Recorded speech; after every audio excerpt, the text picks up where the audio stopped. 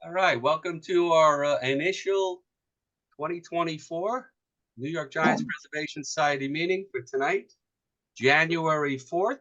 I hope everybody had a happy new year. We have a great guest tonight, Zach Ford. Zach has a brand new book out called Called Up. Talks about how players reacted to them being brought up for the first time. He is going to pick out some, great stories, but also key towards some of the Giants who have been called up. So you guys should all get a kick out of that. Zach is also the head of the Dusty Baker chapter in Sabre, and Dusty Baker's been in the news lately. Hopefully, seems like all we do is hire upper management this off season, so they might as well hire him. He actually would add some class to the organization, I'm sure. Next couple of weeks, we have Peter Gordon. He's here tonight. He's going to be speaking of one of Frank Lewis's main guys, Clint Hartung, next week. The following week, we have Alex Pavlovich, who by, the 18th, the Giants, I would assume, would have either somebody or they would just be sitting like they are now. So hopefully we'll get a good look into the up-and-coming season. A couple of other notes. April, I've added two people wrote brand new books. One's on Johnny Mize, and the other is on Mike Donlin. So look for those in April. I don't have the dates in front of me. I'm a little under the weather, but those are in April. And also in May, as we start the month of Mays, I already have two people lined up. One is going to talk about Willie and the Polo Grounds. And the other one is going to be very interesting because it's going to be about Willie Mays and all of the managers he played for. So it'll be a New York and San Francisco thing, which will be a great thing. So without any further ado, I'd like to introduce Zach Ford to speak to us tonight. Why don't we give him a nice round of applause? Welcome to the New York Giants Preservation Society. Zach, if you didn't notice, Zach, despite us being a New York group with history in New York, 95% of these people, except for Frank Lewis, root for the San Francisco Giants. So it's all yours. Nice. That's my people then. And we don't have to worry about Jeff. I saw him trying to acknowledge the Mets there. Yeah. I'll go ahead and share my screen, get the party started here.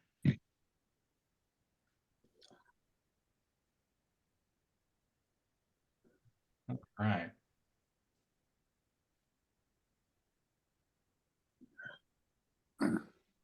All right, so everybody's seeing the start here with my cover and name of the book and everything, correct? Yep, looks great. Perfect. Awesome. So again, thank you so much for having me, Gary. It's an honor to be here. Here to talk about Called Up, Ball Players Remember Becoming Major Leaguers. It's just my first book and came out the end of October. But a little bit about me, not listed there, but first and foremost, what's probably most important is that I'm a Giants fan. Been a Giants fan since my dad took me to my first game, 1987, and been a pretty big diehard since. I have to admit, I come from a divided family, not divided politically, but divided by preferred baseball teams. So I actually have extended family split between the Giants and the Dodgers, and my grandma was a hardcore Dodger fan. So if that shirt wasn't blocking that recliner blanket, I have my grandma's, she's passed, but my grandma's old recliner Dodgers blanket back there. So if you see anything like that, still the allegiance is here, but I still have to love my family, right? So more about me, chair of the Dusty Baker Sacramento Sabre chapter. I also am very involved in the Old Pacific Coast League Historical Society and advisory committee for them. Got to interview a lot of old ball players from the Pacific Coast League when I was a teenager and a young adult. Unfortunately, many of them have passed on, but it's something that's very near and dear to me. As a young baseball fan, give you a little bit of background of some of my inspirations for the Called Up book. As a young baseball fan, I discovered the glory of their times. And what I found great about that book, what I have, thought would gravitated me towards that book was that even though those players were often 100 years older than me, I was still able to find connections to them as people. The way Ritter presented their first person player stories, showed behind the scenes stuff, captured the emotions and feelings of what was going on with them as people too. So that's something that was an inspiration for this particular book. I wanted to have that first person player story captured. Um, Obviously, like almost everybody does, I dreamed of becoming a Major League Baseball player when I was a kid. I'm 45 years old now, and I still dream of taking the field at Candlestick Park, even though that's not possible. Obviously, we all know Candlestick Park was demolished nearly a decade ago. But that dream is still there, and I don't think it will ever disappear, even though I know that it will never happen. Um, Another thing that is important in my background, why I'm interested in this so much, was that my great uncle, Larry Powell, was a phantom big leaguer in 1946 with both the Red Sox and the Braves. Phantom major leaguer, meaning that he was on the roster but never got into a game. He's considered a big prospect on the Pacific Coast in the late 30s, was purchased in the same deal as Dom DiMaggio for the Red Sox in 1939. The plan was that he was going to have 1940 with the Seals. 1941, he was going to go to spring training, get some seasoning, and then possibly get to the major leagues later in 1941. Obviously, 1941, things changed. He ended up in the service, made the team out of 46, but the services of a near 32-year-old rookie who had been overseas for nearly 5 years weren't warranted, especially with the Red Sox having a hot start that year. But somebody that's always near to dear to my heart, I think about every day, and definitely a huge inspiration for this book. I wish that I had the opportunity to talk to him about those few weeks that he had in the big leagues. However, I did know that even in his 80s, that was something that was a soft subject. He wanted to a sore subject. He wanted to, more than anything else, get in that Major League Baseball game, and it didn't happen. So I knew there was a sense of disappointment there. But I wish I had found a way to kind of chat with him about that. There are a few photos with me, Little League. Obviously, you could tell by that photo I'm not very intimidating of a hitter. Here's me as Will Clark for Halloween in 1989. And then here's a little collage with my Uncle Larry Powell.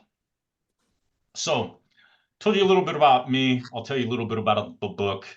It's a collection of 109 first-person player stories.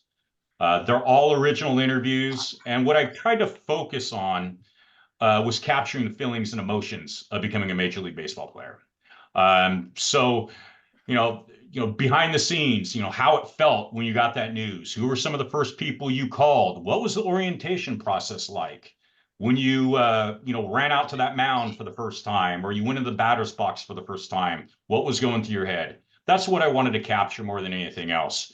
All the game details that have been provided, I definitely made sure to make sure all those are as accurate as possible. But that wasn't the goal for this book. The goal was to capture the feelings and emotions, the human interest side of becoming a Major League Baseball player. Debuts range from 1961 to 2018. So the first debut in this book is Sam McDowell with the Indians, came up as an 18-year-old. Pitched one game at the end of 1961 season. Sam McDowell obviously became a little giant about a decade later. The last decade, or the last player story in here, 2018, is Patrick Wisdom, who is actually the only active player that's in the book. He's with the Cubs now. His debut was with the Cardinals. And Major League service time ranges from just 2 days. I have one phantom major leaguer in the book. I hadn't planned on that, but his story was so good. It was very Moonlight Graham-esque. And I have Jerry Royce in the book, and he had over 2 decades in the big league. So quite a diverse group of players. I debated, how I should go about and present this information. Ultimately, I decided on time frame sections. And I did that so you could kind of see common themes throughout the particular decades and time frames. And they're broken into 4 different sections: the 60s, 70s, 80s, 90s, and then since 2000. And nearly every team is represented. I think when all was said and done, when I went out to get releases, I think I had all teams represented, but ultimately in the book, I think that all teams but the Astros and the Diamondbacks. But there are about a half dozen or more Giant stories in there. So I'll give you a little bit of background context on the sections in the book to give you a little idea of what was going on, what was impacting major league rosters and call-ups during those particular time frames. Now, in the 60s and 70s, obviously a huge decades of expansion, going from 16 to 26 teams. Many minor league teams and leagues disbanded. There's the first amateur draft held. Changes to labor relations as well. And 17 players are represented in the book from that particular time frame.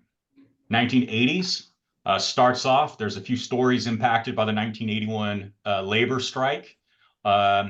Obviously, in the 80s too. Started before that, but really in the 80s when the relief pitchers gained prominence. So obviously, you changed your rosters based upon that. So definitely, teams became pretty pitcher heavy. And the role of closers and everything. For a time period too, rosters got cut from 25 to 24 players, which obviously impacted call-ups and roster changes in those late 80s years. 15 players from the 1980s. 1990s, another decade of expansion, more labor strife. A few stories that are impacted by the 1990 lockout and 1994 strike. Obviously, there are no call-ups at September call-ups in 1994. So there are a few players that talk about that and then how they went about going into the 1995 season. Changes to the disabled list. Changed the frequency of roster moves as well in the 90s. 42 players from the 1990s are represented in this book. So definitely the most of any decade in this book. Since 2000, obviously statistical analysis has been around since prior to that, but it's really gained a lot more prominence over the last 20 years or so. Minor leagues, huge restructuring over the last 20 years or so, especially just the last few years. And a lot more changes to what's now the injured list. Which makes roster moves even more frequent. And one of the things too I have here in the center, and it not really limited to any particular time frame section, really probably dating back into the 50s, but definitely more prominent now, is the rise of international talent as well. Obviously, that's impacted major league rosters considerably with so many great players that are out there. So tell you about the book, tell about me. Let me tell you a little bit more about the stories themselves. There are all first-person human interest stories, and the goal was to capture what couldn't be obtained by reading a box score, the feelings and emotions of becoming a Major League Baseball player. Again, as I referenced earlier, it's how you felt, when you were going through the minor leagues, those ups and downs, the tribulations, how you got that news.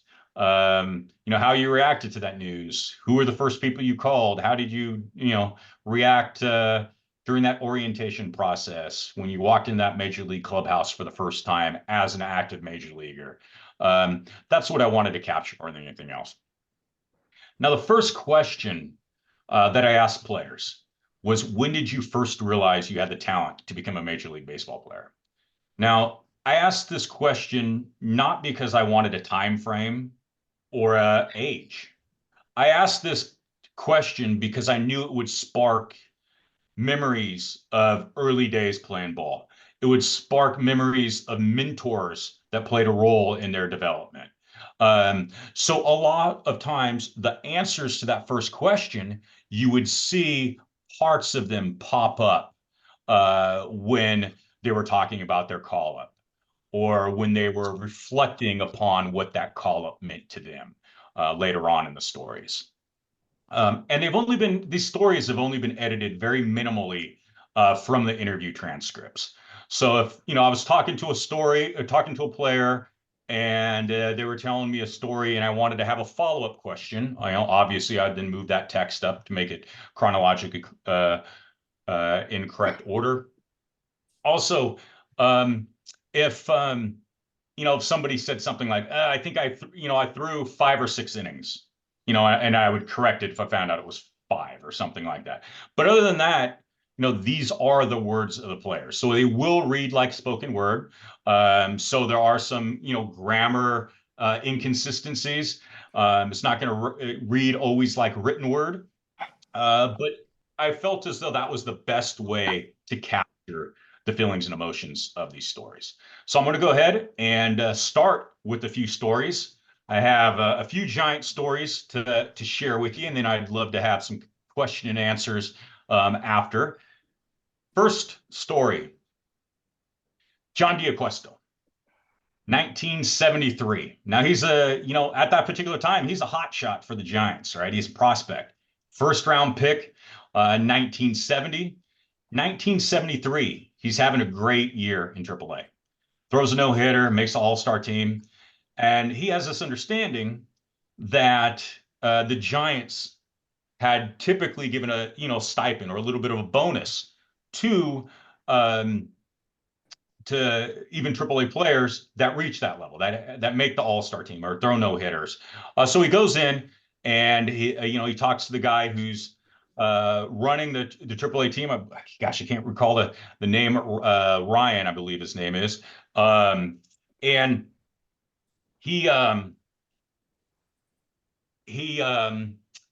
goes into his office and says, my understanding is that, because I made the all-star team, because I threw no hitter this year, the Giants have historically, given pitchers, raises or a little bit of a bonus, and I haven't received my bonus. I'm curious about that. So that guy that's running the team there in Phoenix says, well, unfortunately things have changed. We can't do that. It's towards the end of the year. He's frustrated. He goes, well, I think I may just go home then. So he actually leaves the office and goes back to his apartment. The lead of the team sends one of his staff members over to try to talk him out of leaving the team the last few weeks of the season. And finally, the head of that Phoenix team calls up when he's packing up his stuff and says, okay, well, I'm not going to give you a bonus. I can't do that. But we've been able to figure out a way to make this work for you. You're going to San Francisco. So he didn't get the bonus per se, but he got called up and ended up getting a higher salary because the spot was open for him in San Francisco. So he got the call up instead of the raise, which ended up being more of a raise anyways, or a bonus, right? So he gets to San Francisco, and I'm just going to read an excerpt from his story. I got to San Francisco. I remember I was at the airport's Holiday Inn. Charlie Fox, the Giants manager, was waiting for me in the lobby. I go, hey, Skip, what's up? He goes, go get settled in. I'm going to take you to dinner. I go, put all my stuff away, come back down. Charlie and I go to Bertolini's. We had a great meal, a couple glasses of wine. He goes, oh, by the way, you should probably cut up back on that wine a little. I said, why is that? He says, you're pitching tomorrow. I go, okay, well, who are we playing? Keep in mind, he doesn't have access to look at his smartphone in 1973 and check to see everything, right? Charlie Fox tells him that they're playing the Atlanta Braves. Now, they had 3 guys that hit 40 home runs that season. He said, I'm throwing your feet in the frying pan right away. We'll see how you could handle it against these guys. The next day was a doubleheader.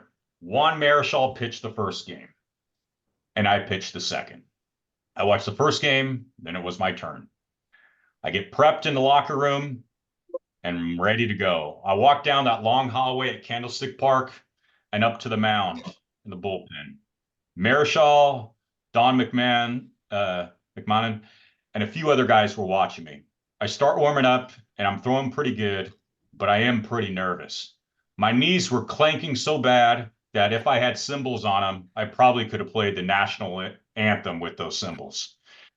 That's John D'Aquesto's orientation to the big leagues. So he ended up pitching that second game of that doubleheader, and got into the fifth inning, but did have a little bit of challenges. But overall, not a terrible debut, not too shabby, but just a little bit different than what he had anticipated as a young hotshot there coming up in 1973. All right, I'm going to fast forward about 20 years.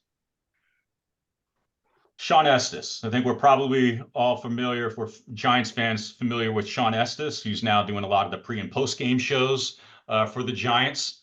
He was a first round pick by the Seattle Mariners in 1991. Now, he had some pretty big challenges, and he was, entering the Mariners system as a big prospect, but he found challenge. He was very humbled very quickly. He spent 4 years in A-ball, 4 years with the Mariners. 1995, that particular season, obviously things are struggling. The Mariners are struggling, and they need to trade off a lot of the players that they have in the minor league system of any kind of value and try and get something at a major league level immediately. So they trade Estes and a few other folks to the Giants. 1995, things really kind of come together for him. Starts off in A-ball, he ends it in the major leagues. He has that good of a year. Four minor league teams in 1995.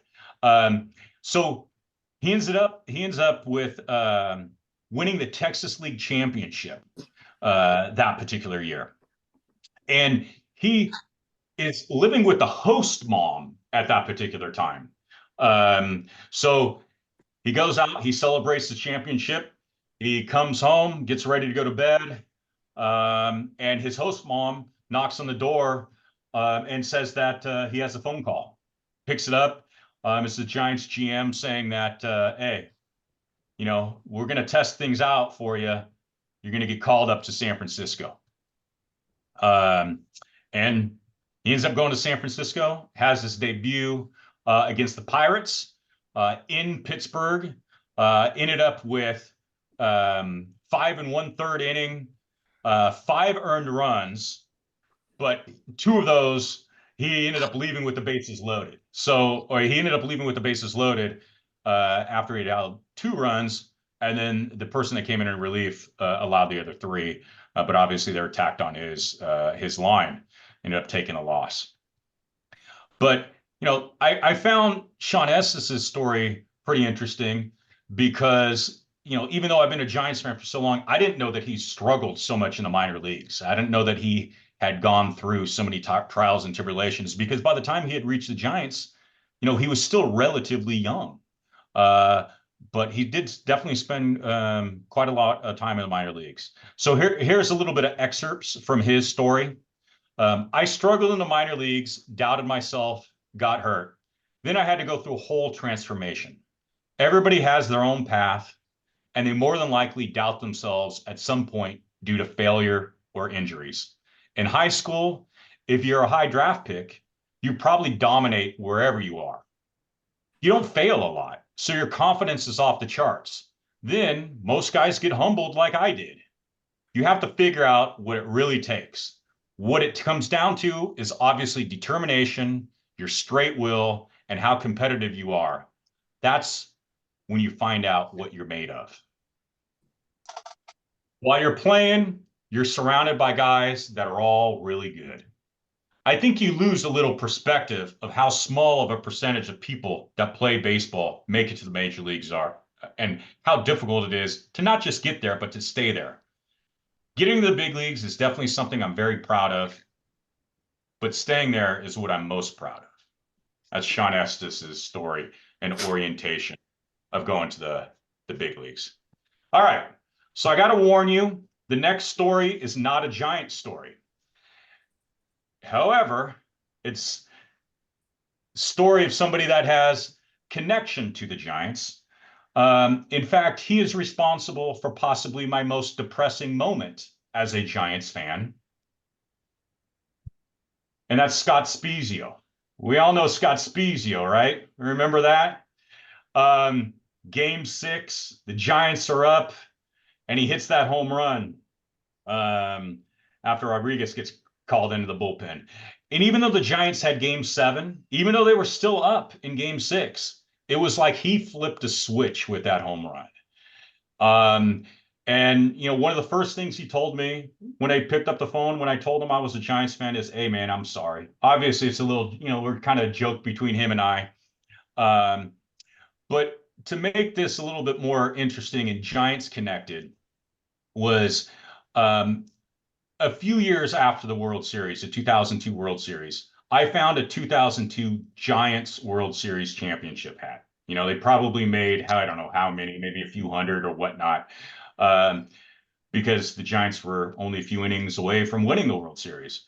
So I had this 2002 Giants World Series championship hat.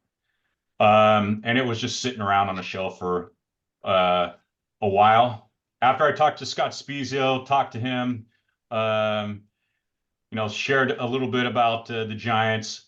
That hat that I had is now sitting in his trophy case amongst his 2002 Angel stuff.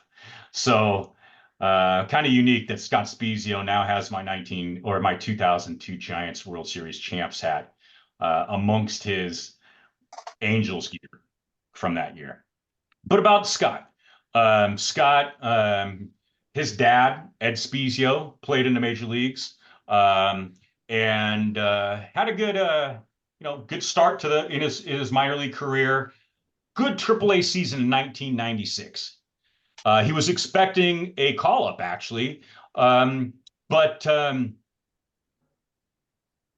he didn't get it, and he ended up going into the playoffs. He figured, okay, well, these playoffs are slowing down my time in the major leagues, right? You know, it's kind of this dilemma too, and it's something that a lot of the players reference. You obviously, if you're in, you know, AA or AAA, you know, you're excited about your team, you know, going to the championship game, going to the championship series. But if you're one of those guys on the cusp, obviously the thing that's better than that is playing in the major leagues, especially if you hadn't done so. So he starts the playoff series. He gets pretty hot. He gets in the hot in the playoffs, and they ended up winning the league championship. He gets a message from his manager. He gets a phone call after he goes out. He comes back to the hotel after celebrating the championship, and he thinks it's a player playing a trick on him when he gets the call. This is how he finds out. We're at a hotel with a bar at the bottom. After we won, we went to that bar. I wasn't a big drinker at that time, and hardly went out, but I figured there were some big league guys there and they were buying. I had 4 or 5 beers, which was a lot for me back then. We closed it down and went back to our rooms. Shortly after, I see this light flashing on my phone. I wonder what it is. I pick it up and I hear somebody that sounds like Gary Jones, our manager. He's like, "Hey, Spees, this is Jonesy. Congrats, man. You're getting called up." Right away, I'm thinking it's one of the guys. Mark Aker used to do a Jonesy impersonation, and so did a lot of the other guys. I figured I'm going to get back to my room. They're going to call me at 2 o'clock in the morning and act like Jonesy. They used to call me on the road and say stuff like, "Hey, Spees, this is Jonesy. Do you have a toothbrush? For some reason, I brought my toothbrush, but I can't find any toothpaste." So things like that he dealt with for Josie. I'm like, very funny, guys. It's like, no, seriously, this is Jonesy. I'm like, really? It's like, yes. This time, this is Jonesy. And you got a flight going to Cleveland, and you got to be at the airport in 3 hours. That's Scott Spezio, how he found out about going to the major leagues. So he's pretty superstitious guy. It's Friday the 13th. He gets that news. He's going, arrives in Cleveland, and he has number 13. He's like, ugh, that's not too good. The game was rained out. Next day, they have a doubleheader. He ends up getting number 21, which he's very thrilled about. Ends up getting in that second game of the doubleheader, and he gets a hit in his first at bat. He is 1 for 4. But one of the fun things about that is he's playing third base against the Indians, who were one of those just ridiculous teams back then. But after he got his hit, it goes back in the dugout. They write a bunch of profanities on it, chicken scratch, all this stuff, right? And they show it to him.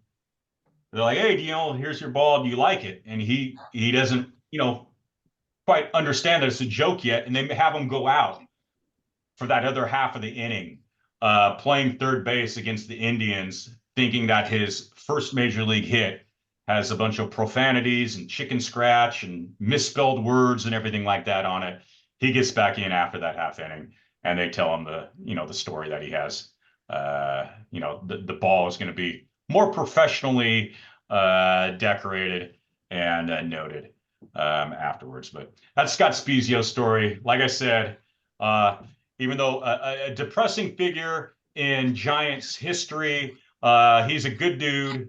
And I thought it was kind of unique that he now has my 2002 Giants World Series championship hat amongst his Angel stuff. All right. I'm going to do hopefully one more story, and then I'd definitely love to have some Q&A with you guys. Jaw Leach. Jaw Leach, one of my favorite stories. He was a 7th round pick by the Yankees in 1990. He played with 4 organizations before he got his time with the Giants. Yankees, Expos, Mariners, eventually the Giants. He's called up in his 12th big league season. He ended up getting, he ended up pinch hitting against Kurt Schilling for his major league debut, received a standing ovation before he popped out. But the crowd knew his story is something that I remember from 2001, hearing that, because it was something that was so special, because he had served so much time in the minor leagues. But he had that cup of coffee. He had a few weeks in the major leagues in 2001. So here's his orientation when he walks into the Giants clubhouse for the first time. I think it was about noon. It was early for a 7 o'clock game. So there was nobody there but the clubhouse guy, Mike Murphy. He said, "I put your locker down there, a few stalls from the bathroom, and I think you deserved a good number, so I didn't give you a high one." I thought that was pretty cool. I put my uniform on, went to the bathroom, and looked in the mirror just like I was preparing for a Little League game. Dusty Baker, who was the manager at the time, came in. He looked in the locker room to see if anybody was there. He looked to the left, looked to the right, and he saw me sitting there in my locker. And he started to laugh. He goes, "I should have known you'd be ready on your first day of the job." I went over, we shook hands. He says, "Come into the office." I went in the office, he congratulated me, and then gave me the rundown of what my role would be. That's Jaw Leach's orientation to the big leagues and the Giants. All right, so definitely love to answer any kind of questions that any of you may have. Zach, why don't you relinquish the screen? There you go. Yep. Zach, that was fabulous information there. Now the book, what is the best way to get it? McFarlane or Amazon, whichever way you prefer. Do a Google search, called up, Zach Ford. There'll be many different options that pop up, but Amazon or McFarlane are usually the most common ones. That's great. What were the other Giants who you spoke about, who you didn't speak about tonight? Greg Litton. Greg Litton is in there from 1989. Greg Litton is actually coincidentally, he was one of my favorite players when I was a kid. So it was, if you ask me, who was one of the, players that you were the most happy to speak to, if you were to look at my list of 109 players, I doubt anybody would say Greg Litton was, number one. But Greg Litton being my favorite player as a kid, Greg Litton was somebody that was just very nice to us kids when I was a kid, and I was kind of the utility player of my little league team. If you're a little league player, you little league utility player, you're probably not going to go much. But I kind of thought of myself as the Greg Litton of my little league team. I told him that, and I told him I hope you take that as a compliment and not an insult, and he got a kick out of it. Greg Litton. Who else do we got here? Lance Necro, Chris Heston, and Chris Burgos, whose son actually played in the major leagues as well. He had a very small cup of coffee in 1980. Has an interesting story too about having to pay and chip in for Willie McCovey's retirement watch on his first day in the big leagues. But Who in the book? when he obviously has no money, right? But that's one of the first things he does is chip in some money for Willie McCovey's retirement watch in 1980. Lastly, from me, who in the book were you like, holy cow, I'm interviewing this guy? Who was the most heralded person you spoke to? The players that I tended to gravitate for this project wouldn't be like big name folks. And the reality is for a book like this, the number one draft picks that make their second spring training, I mean, more power to them, but they don't have as many layers to their stories. They don't have as many layers of stories as a 20th or 30th round pick who, spent 6 years in the minor leagues over 2 or 3 different organizations, who had Tommy John and A-ball, or, those are the types of stories that I tended to gravitate to. So, there's not Hall of Famers. There's plenty of All-Stars, many team Hall of Famers, but it wasn't like I was going after high-profile players that would require publicists and agent contacts and stuff like that. Gotcha. That said, the story that I wanted to have in this book more than any other one going into it was the story of Adam Greenberg. Adam Greenberg, I'm not sure if any of you have heard of Adam Greenberg, came up 2005 with the Cubs. Very first pitch of his very first major league at bat against the Mariners, he gets beaned. And it's not just the bad beaning for baseball. It's like it changes his life. Tries to get back, doesn't work. Ends up having a few stints in independent ball even.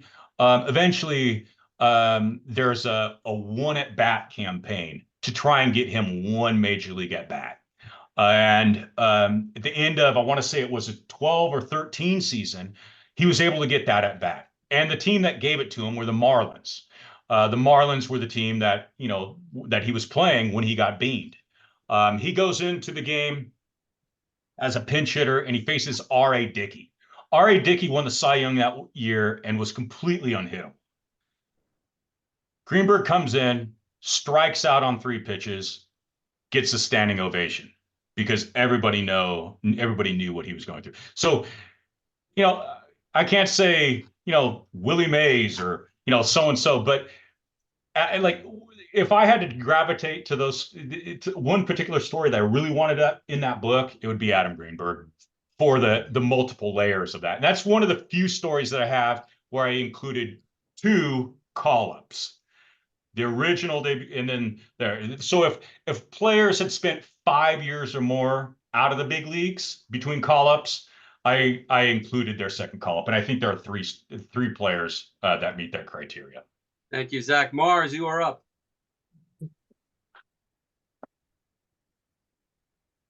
Thanks for joining us. I have two questions. One is, since you were talking about the 2002 World Series, I know what a lot of people think about a significant uh, pitching change that happened.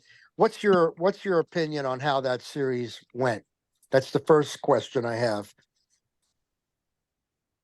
All right. I'm a it I'm going to be politically correct on my answer because I'm also Dusty Baker chair. But I will Uh-oh. say that I will say that Scott Spiezio noticed, and the Angels dugout noticed when that ball was given to Russ Ortiz, and it flipped the switch in that dugout.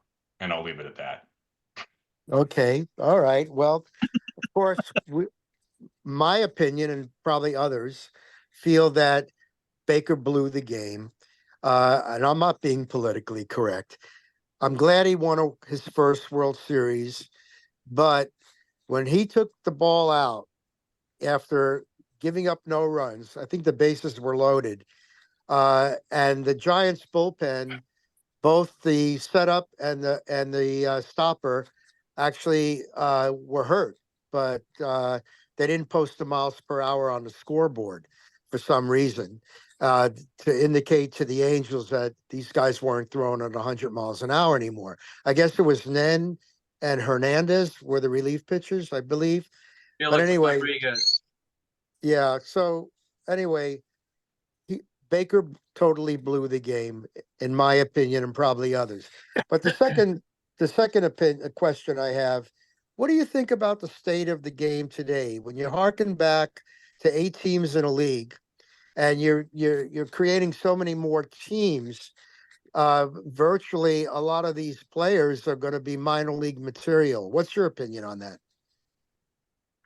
As far as the expansion goes, or just Yes. having well, the thing is with the expansion is, I do think it waters down a little bit, but one of the things we also have to be cognizant of is that, you know, since, a lot of people want to compare it to, okay, well, we had 16 teams for so long. Okay, well, when there were 16 teams, there were almost no international talent or very little, right? So the pool of talent has also grown. So that's one of the things that you like that compensates for that. That said, I do think that it has probably expanded more than what I would prefer. And there is part of me that always thinks, well, shoot, if we were at the number of teams we're at now, maybe my great uncle would not have been a phantom major leaguer. Well, in lieu of that, as you noticed, there was a team in the World Series a couple of years ago that didn't have one black player on the roster. That harkened back to the 1950 Phillies, I believe, that didn't have Yeah. one player on the team. So as you've noticed, there are many more Latin players and Asian players, especially Latin players, and the black athletes are going to the NBA and the NFL, so they don't have to suffer through the minor league seasons, where in the NBA and NFL they go directly to the pros. So we don't Hmm. have the greatest, diversity of talent because we lack the American black athletes. Hmm.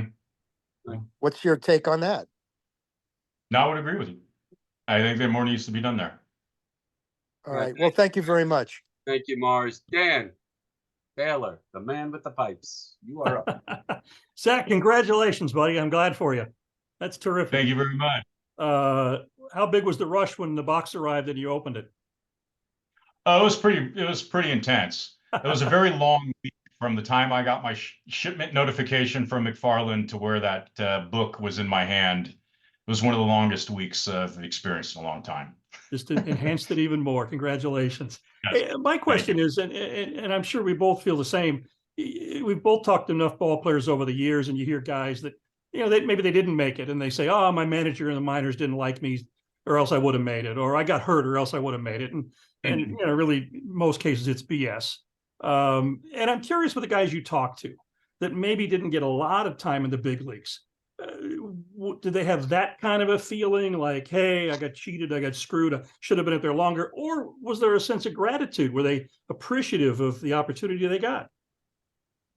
Well, I mean, this is a positive leaning book. Sure. So and I went about that when I reached out to the players. So I think, I mean, typically the players that would have had that resentment and that bitterness probably wouldn't be as prone to respond to me and agree to an interview.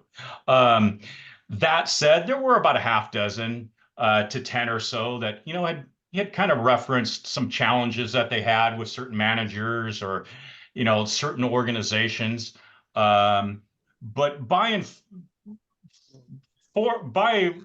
far and beyond, it was positive, and there was a huge sense of gratitude for reaching that level, whether it was just a few days or whether or not it was, you know, a couple decades. Well, if you decide to do a sequel, I've got a few names for you. So congratulations again. I'm really, really happy for you. Thanks. Thank you so much, Dan. I appreciate it. Before I go to Howard, I just want to ask Norm something. Norm, you would know, I forgot, and this would be a good question for Zach. The Giants called up somebody a couple of years ago. He was like in the minors for 12 years, and he finally got the call. Do you recall his name? Not right now, Gary. All right. Are you talking about Jaw Leach? Jaw Leach No, is. no. I just told Jaw Leach's story. He was in there. No, it He's was 12 years. somebody recently, maybe in the 2021 or 2020. Oh, okay. No, there was a guy. I don't think it was quite that long. But it was like a middle infielder and occasionally. Yes, and the Giants did him a favor basically by granting him. But he was only up for like a week or two. That's exactly right. But yeah, I do remember. Yeah, he had about a decade in, I think. Yeah. All right. Maybe somebody will remember. Howard, you were up. How you doing, Zach? Nice to listen to you tonight. And because you're a lifelong Giant fan, and I used to be a Giant fan, I'm going to switch hats for you. I grew up as a Giant fan in the very beginning of my life. My parents were New York Giant fans, but I was 4 when they moved, and everybody in this group knows that already. I just want to make a couple of comments, and I have a question. I've actually seen 2 major leaguers make their debut as rookies. One was a Giant, one was a Met. I'll start with the Met because that was a very significant game. Dave Magadan in the game in 1986 when the Mets clinched the Eastern Division by beating the Cubs, I think 4-2 at Shea. And Magadan replaced, who was a rookie, he hadn't played yet. He replaced Keith Hernandez, who was out with an injury. And he had a hell of a game. I think he had a couple of hits, a couple of RBIs. So that was, and he turned out to be a pretty serviceable ball player. He was a good ball player for many years. But one of the greatest games he had was his rookie year, that rookie game, that first game, which clinched the division for the Mets, who went on, of course, to win the World Series. The Giants I'm talking about was Masanori Murakami. I was at the game at Shea in 1965 when he came in as a relief pitcher. And I remember that scene. He was the first Japanese player, first Asian player to play in the major leagues. This might be of interest to you as a Giant fan. I don't know how old you were. You mentioned it earlier. I don't think you were around yet in 65. But I just remember everybody on the Giants, maybe except Willie Mays, when made a big circle around him and they watched him throw his warm-ups and whatever. I really don't remember the result of the game, except that he pitched pretty well in relief. I don't remember anything of significance, but there was a buzz in the crowd. Some of it might not have been positive, but I think most of it was. But I still remember the Giants players just circling the poor guy. He wasn't just going to the catcher. You had the infielders, you had outfielders coming in. Again, I don't think Willie did it, but that was a pretty significant moment in the history of Major League Baseball. My question to you about your book, did you ever consider interviewing Dave Kingman? Because I seem to remember in 71 when he made his debut with the Giants, I think he had 3 home runs in that game. I don't remember for sure. I was away at summer camp working as a counselor. I was 18 years old.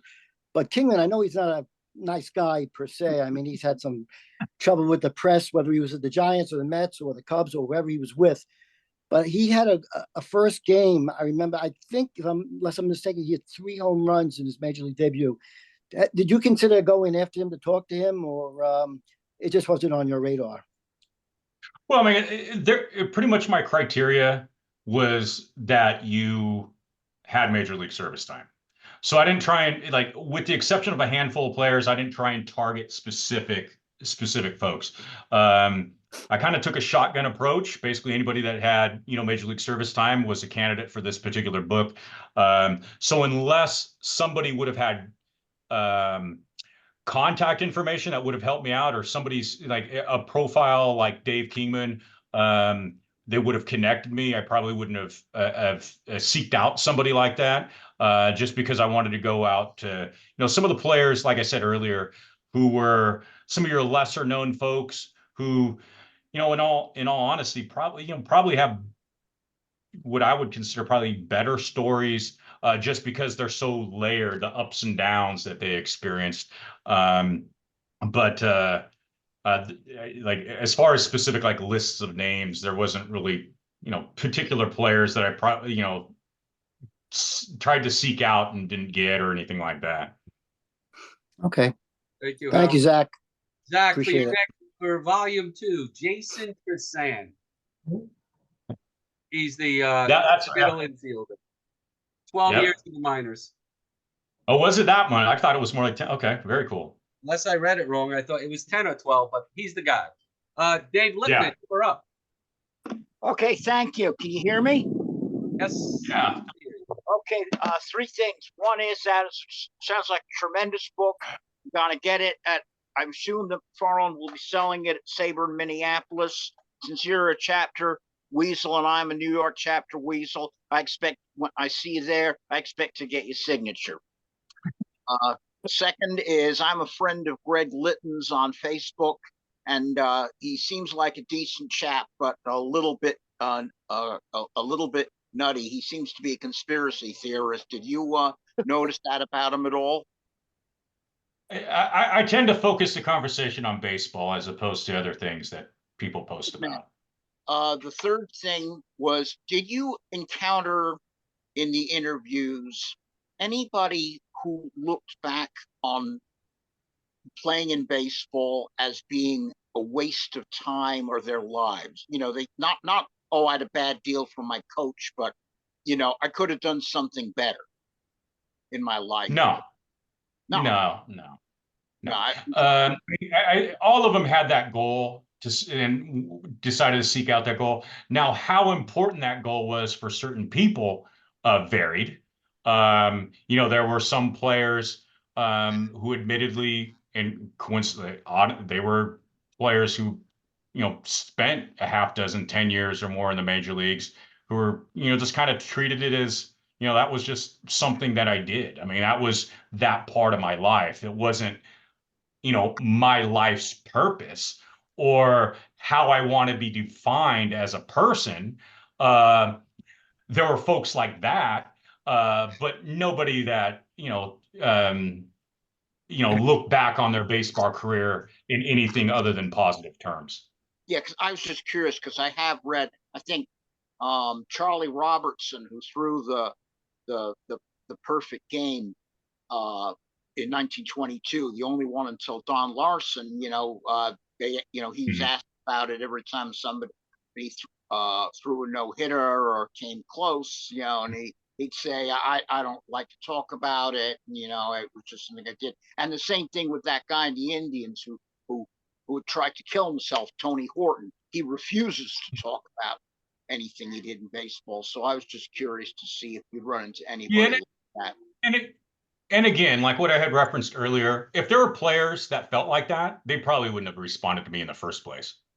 Okay, yeah. Thank you, Dave. All the way from San Francisco, Mr. Hogarty. Welcome back. Floor is yours. Thank you. Zach, I enjoyed your remarks and your enthusiasm too. It's really very contagious and things like that. I have a story and then a question. The story, you touched a nerve with the Spezio thing, because in 2002, I sort of regret bringing that up now. But well, I was principal of my high school in 2002, and Mario Alioto, who works with the Giants, and I arranged that we would have basically the club view of Pac Bell about 6 months before. We had it for the date that turned out to be the 6th game of the World Series. So we had about 1,000 alums.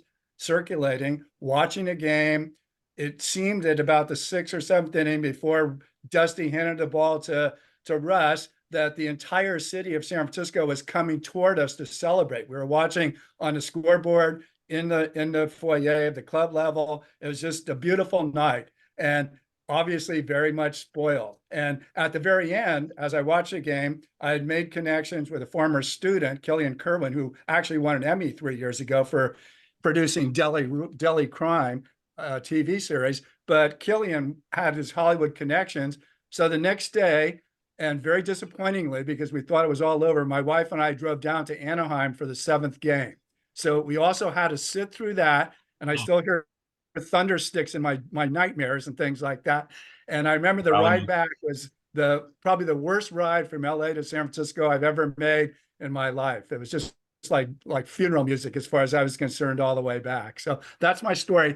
My question, when you talk to these folks, did anybody talk about rookie hazing? I always thought that was interesting when people would talk about when they first came up, some of the things that, teammates, whether it was carrying the duffel bags for people or dressing up as cheerleaders or things like that. And if they didn't, maybe that would be a good sequel for you. But did anybody talk about that, the hazing sorts of things that they might have gotten from their new teammates?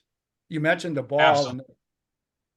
Absolutely. So I brought up the reference of, Spezio, them, doctoring his first major league hit and having him think that his first major league hit that he's going to show to his grandchildren has a bunch of misspelled names and profanities and all sorts of stuff on it. So that type of stuff happens fairly regularly. One of the things I'll tell you about was Bobby Grich. Bobby Grich is in the book. He's a favorite of a lot of Sabre folks and baseball historians. But he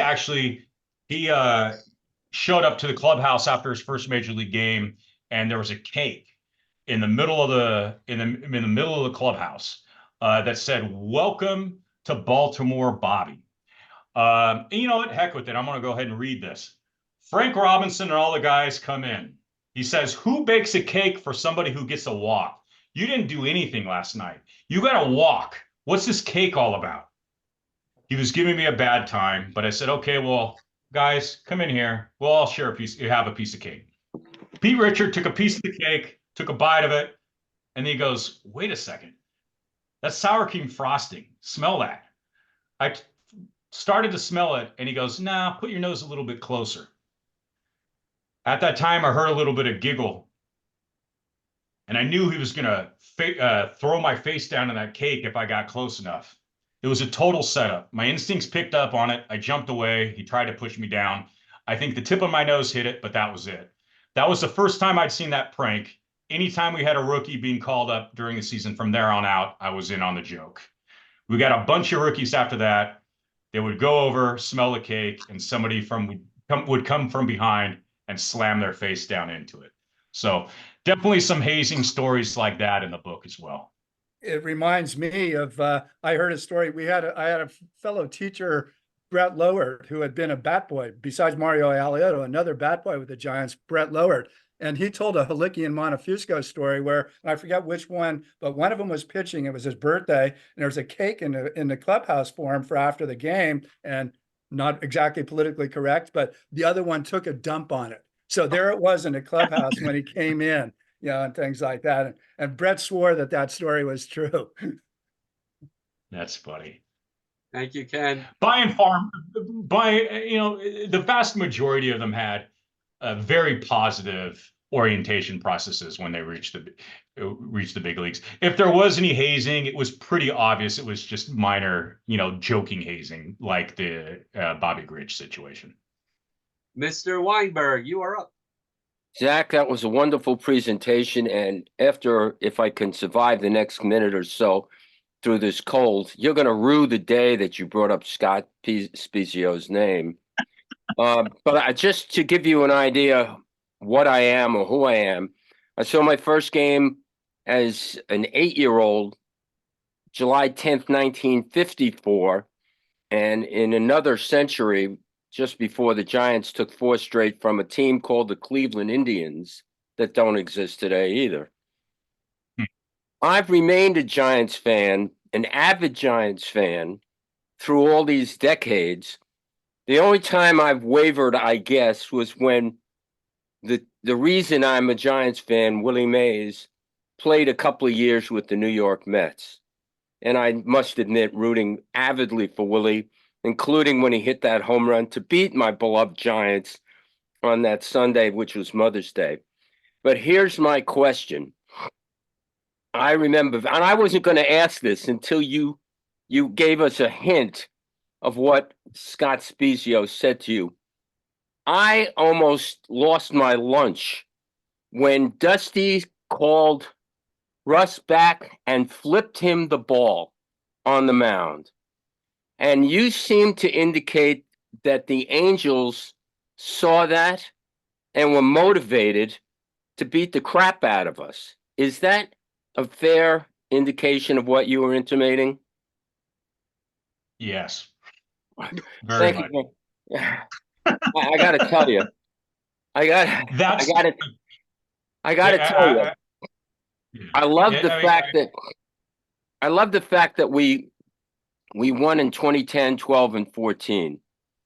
But I bet you, like most Giants fans, I can't get 2002 out of my craw. That was horrible. And when we lost in 7, one of my dear friends who I've alluded to a lot here on these, he's an avid Yankees fan.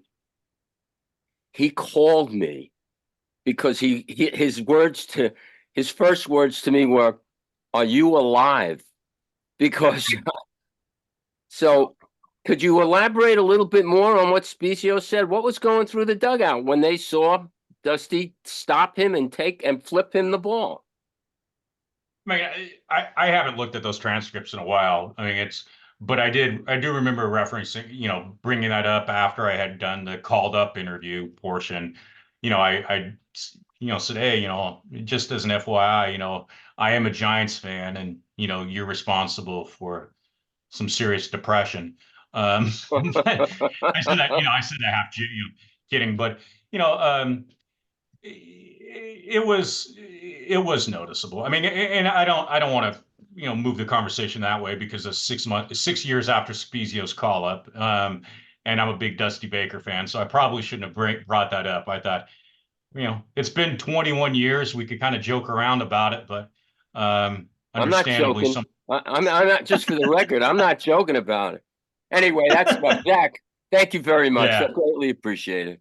I think most of us, at least from my aspects, after we lost that game, there was no way we were winning the next game. It just wasn't going to. Well, I would say I felt that way after Spezio hit that home run, even though the Giants were up in Game 6. It literally was like a light switch went off. But it was kind of weird, though, because I become, every once in a while, Scott Spezio, we'll trade texts or something like that, and he's a good dude. And I was in LA a few years ago, and I did have to send Spezio a text photo of myself from the Spezio seat. They actually even have the Spezio seat at Angel Stadium now. So we've had some fun, Spezio and I, back and forth, kind of joking around about the situation. I love baseball. The Giants are my team. At the end of the day, if the Giants don't win, I got a wife, a kid, a mortgage, and I really don't care. I care, but it's a sport. I mean, that's what it is for me. Although it's one of my most passionate hobbies, I love my team. It's nuts. I tend to move on pretty quickly. I'm more interested in the human, interest side of things and those types of stories. I think I tend to agree with you, but I think after waiting 40-something years for one World Series, having those 3 in your pocket help you get over the losses a little bit easier. So, Hey, Harvey, I haven't gotten over 62 yet. What'd you say? I haven't Norm. gotten over 1962 No, I haven't yet. gotten, You're I haven't talking gotten about- over 62, but he wasn't around in 62 to Well, explain I was. I saw games. I'll say this. why Whitey Lockman didn't send, who was it, Matty Alou? Why didn't he send him in? He would have scored to tie the game. But The let's grass was not- wet. I'll say that I am The more. ball to throw it in. The grass was all wet from all the rain. yeah, that's okay. Willie said he would have plowed into the catcher and his run would have scored. But let's not rake over old coals. Yeah. yeah. Norm, did you Yeah, have a like, question? Overtime. Norm, did you have a question? I will still say, and I will say this. I have to say this. You know, despite challenges in the past, like Dusty Baker is still probably my favorite all-time baseball figure, and he was somebody that's always cool, always nice. So you're not gonna ever get me to try and ridicule Dusty Baker. Won't happen. Will I admit that ball riled up the Angels dugout? There's no denying it. Norm, did you have a question before we wrap it up? No, my question was answered, but I did love the presentation, and that you love Dusty Baker exonerates you from the Ed Spezio stuff. So thank you. I think Ed Spezio, Or Scott Spezio, I'm sorry. the father, I think, played for the Padres, I remember. So Yeah, I think he may, if I remember right, he may have had one of the Padres, if not, I think he may have had the Padres' first hit.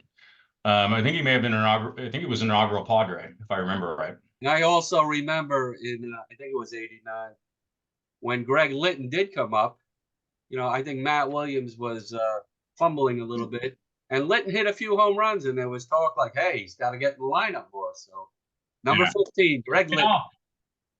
I'm actually probably more bitter about 1989 than I am 2002. But then again, at that time, I was 11 years old and a different perspective, even though they got swept. That was a heartbreaking one for me. And I hated the A's for 11 years until the River Cats came into town. The River Cats were the A's AAA team. But Zach, once again, best way to get the book? Just calledupproject.com is the book's website. You'll have links to all social media and also some ordering options. But if you go to Amazon or McFarlane, those are the best ones. Terrific. Guys, why don't we give it up for Zach Ford? Wonderful presentation. Thanks, everybody. I really appreciate it. I'm going to, Peter Gordon, who's here tonight, will be speaking next week about Clint Hartog. I'm going to shut down the recording. Norm, I'll hang around for a minute or two, then you could close up shop when that comes. If anybody wants to talk about the Giants presently, we'll leave the room. Zach, I'll give you a buzz tomorrow to thank you personally. I really appreciate it. Thank you so much, Gary. I really appreciate it. Thanks, everybody. Great bunch of guys around. here. Don't be a stranger, okay? Zach, let me say that I'm not Dusty is my third favorite Giants manager. I'm result oriented. Coachy's got 3 World Series trophies. Leo's got 1 in my lifetime, and Dusty won what did they win in 100 and some odd games and finished second to the Atlanta Braves. Dusty is one of my favorite managers, the third favorite. All right, guys. Happy New Year again, and we will see you next Bye, week. Gary. Hope you feel better. Good to see Thank everybody. you so much. Be well, guys. Recording in progress. What are you doing?